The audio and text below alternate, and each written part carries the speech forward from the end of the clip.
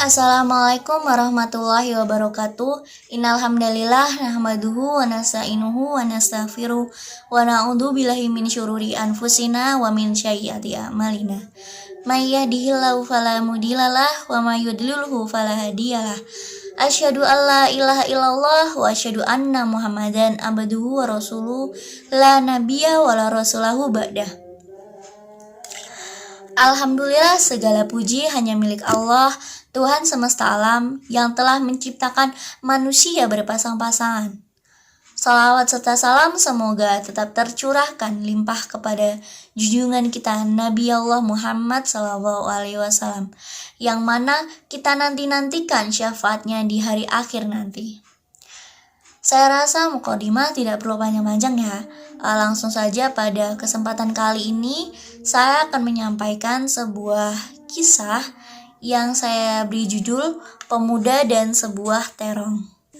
Dan apabila teman-teman udah pernah mendengar kisah ini, semoga bisa menjadi review ilmu, dan yang belum pernah mendengar kisah ini semoga bisa menjadi tambahan iman gitu. Yang saya beri judul Kisah Pemuda dan Sebuah Terong. Pada zaman tabi'in, seorang anak muda mendatangi masjid At-Taubah untuk menuntut ilmu. Letak masjid ini berada di kota Damaskus. Besarnya semangat dan mencari ilmu tidak menghiraukan kondisi, padahal si pemuda itu tuh sangat miskin gitu. Dengan jujur ia menyampaikan kalau dia tuh pengen belajar sama si imam itu, si imam besar pada zaman tabi'in. Namun si imam tersebut bilang, kalau kamu ikut aku harus sabar, apa yang aku makan, apa yang aku lakuin, maka ikut aja gitu, katanya, gak boleh membantah. Pemuda tadi setuju dengan gurunya. Setelah berjalan 3 bulan, dia tahu kalau ternyata gurunya tuh sangat zuhud. Gurunya tuh sering melakukan puasa, kalau ada makanan dia berbuka, kalau gak ada dia maka tidak berbuka. Jadi dia hanya minum air dengan segelas kurma, begitupun dengan buka dan sahur. Tapi si murid tadi itu tuh nggak kuat gitu kalau ngerasa lapar kalau cuma makan itu aja. Akhirnya setelah 3 hari berturut-turut gitu, datang bisikan setan yang menggodanya. Kata si setan, sekarang halal bagi kamu untuk mencuri gitu. Kalaupun kamu minta sama gurumu, dia nggak bakalan punya makanan.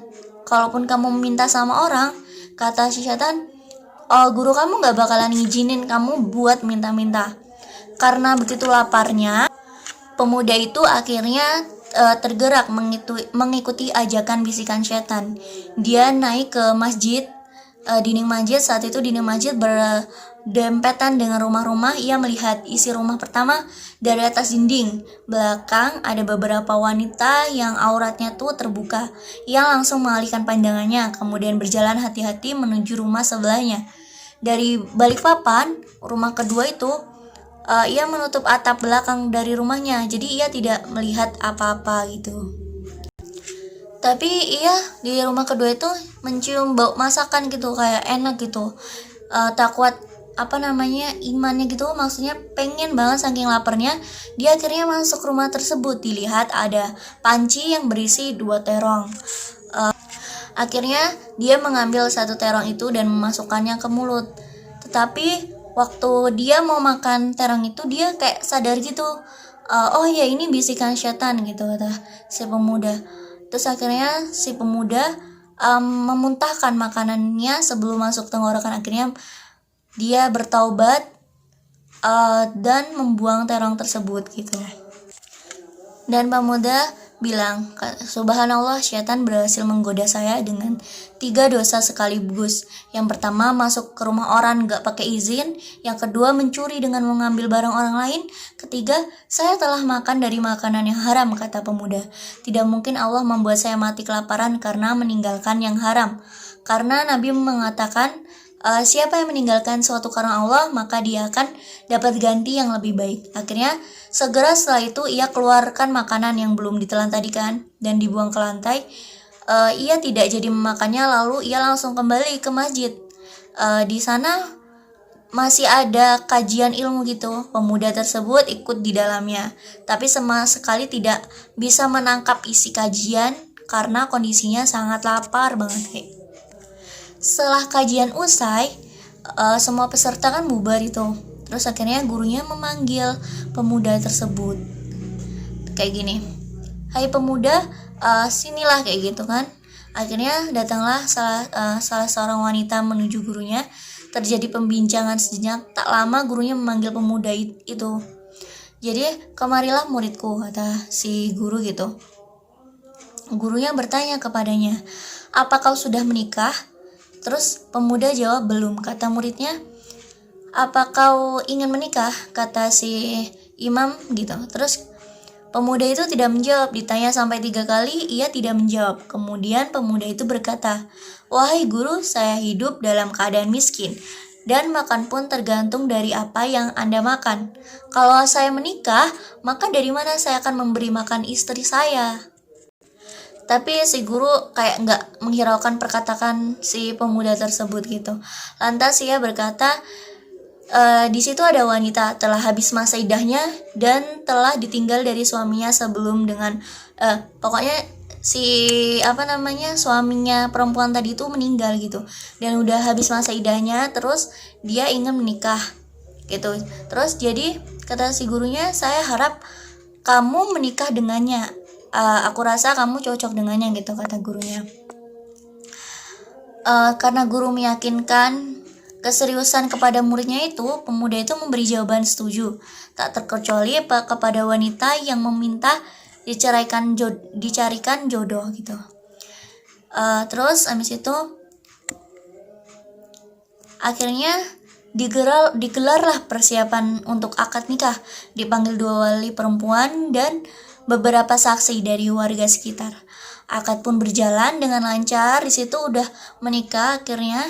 Pokoknya cuman hitungan menit gitu aja dari tadi menikahnya, jadi nggak lama langsung sah. Terus usai akad nikah, sang guru memperbolehkan muridnya itu pulang ke rumah. Karena saat itu ia tidak memiliki rumah. Terus dari istri barunya, pasangan suami istri yang baru menikah tadi itu menuju rumah kedua yang bersebelahan dengan masjid. Si suami tidak menyangka bahwa rumah itu adalah rumah yang tadi dia mau maling di dalamnya itu gitu. Akhirnya saking kagetnya, tak lama istri pun menawari suaminya makan, sebab tadi ia dengar dari gurunya bahwa suaminya itu tuh udah 3 hari nggak makan gitu. Dengan cepet si wanita tuh kayak nawarin, "Wahai suamiku, apakah kamu ingin makan?" gitu kan. Terus alangkah kagetnya saat si perempuan itu ke dapur, ternyata dia dapati kok makanannya udah tergeletak gitu, kayak ada yang jatuh gitu. Terus si perempuan tadi bilang, "Siapa yang ngambil terong saya?" kayak gitu kan, katanya teriak spontannya si istri tadi itu. Terus si suami bilang sebelumnya kayak was-was gitu. Akhirnya mau tidak mau ia membongkar kejadian sebelumnya. Lantas ia menceritakan kronologisnya dengan detail, kenapa dia bisa memakan terong tersebut. Akhirnya tuh jujur si suami. Terus istrinya yang soleha tadi menjawab, "Engkau meninggalkan segumpal makanan haram, Allah jadikan makanan itu, pancinya, pemilik rumahnya, jadi milikmu sekarang." Jadi si istri bilang, pancinya sekarang jadi milikmu, rumahnya, penghuninya juga jadi milikmu, karena si suami tadi udah ninggalin satu hal yang haram tadi. Gak bisa dibayangin kalau semuanya si pemuda tadi itu bakal makanan yang haram tadi gitu kan. Ternyata karena ditinggalin satu keburukan, maka si pemuda tersebut mendapati yang lebih baik daripada apa yang ia sangka-sangka gitu. Dari kisah di atas, pemuda tersebut mendapati ganti dari Allah kan, suatu hal yang lebih baik. Ganti yang diberikan bahkan tidak sebanding dari apa yang hendak dilakukannya saat tadi dia mau mencuri gitu kan. Itulah buah dari merasa diawasi oleh Allah. Kemanapun berada, tidak ada tenang bila melakukan kemaksiatan. Sebab di mana-mana CCTV Allah itu tuh mengintai dan siap mencatat amalan yang dilakukan manusia. Dalam sebuah hadis dari Ibnu Abbas radhiyallahu anhu, Rasulullah Shallallahu alaihi wasallam bersabda tentang hadis yang beliau riwayatkan dari Rabb-nya. Beliau bersabda, "Sesungguhnya Allah menulis kebaikan-kebaikan dan keburukan-keburukan kemudian menjelaskannya. Barang siapa yang berniat tidak mengerjakannya, maka Allah menulis di sisinya sebagai satu kebaikan yang sempurna. Dan jika dia berniat mengerjakan kebaikan lalu mengerjakannya, maka Allah menulis di sisinya sebagai 10 kebaikan hingga 700 lipat banyaknya. Jika dia berniat melakukan keburukan lalu tidak jadi mengerjakannya, maka Allah menulis di sisinya sebagai satu kebaikan yang sempurna. Dan jika dia berniat melakukan keburukan lalu mengerjakannya, maka Allah menulis itu sebagai satu keburukan. Hadis riwayat Bukhari nomor 64091 dan Muslim nomor 131 di Alkitab Sahih keduanya dengan lafaz ini. Jadi dari hadis tersebut Allah menjelaskan bahwa ketika kita berniat melakukan keburukan tapi tidak melakukannya, Allah tuh nggak ngitung gitu loh, nggak ngitung dosanya. Tapi kalau kita melakukan berniat saja melakukan kebaikan tapi tidak mengerjakannya, Allah akan memberi satu pahala. Kalau kita mengerjakannya lagi, Allah akan memberikan kita berlipat-lipat pahala. Begitu baiknya Allah, kayak seandainya kita melakukan keburukan, berniat saja Allah tidak mencatat, tapi ketika kita berniat baik, Allah maka akan mencatatnya gitu. Terus mungkin itu aja yang dapat saya sampaikan dari hadis tersebut. Kita mengetahui bahwa meninggalkan sesuatu hal yang kecil itu ternyata dampaknya begitu besar, apalagi itu keburukan gitu. Tapi ketika kita meninggalkan suatu keburukan tersebut, maka Allah gak akan kita sangka gitu loh memberikan sesuatu hal yang lebih baik. Demikian apa yang saya sampaikan. Semoga Anda tidak puas.